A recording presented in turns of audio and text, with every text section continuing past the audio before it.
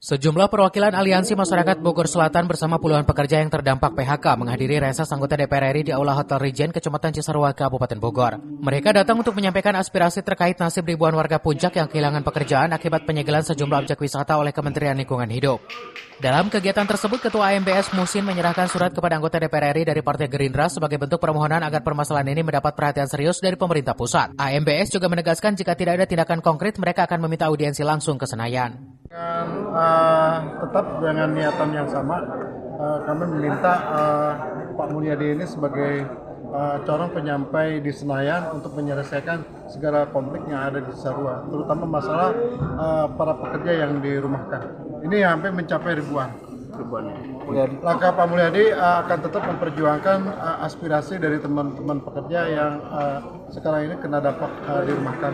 Kita untuk memberikan penguatan kepada Dewan bahwa kami Aliansi Masyarakat Bogor Selatan tetap ingin adanya berkelanjutan. Nanti bila mana hari ini tidak ada penyelesaian, kami ingin ke Senayan untuk beraudiensi. Dalam pernyataannya, Musin mendesak Presiden Prabowo Subianto untuk segera turun tangan menyelesaikan permasalahan di kawasan Puncak.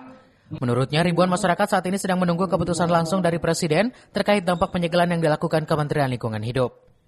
Dari Cisarua, Kabupaten Bogor, Wawan Supriyatna melaporkan.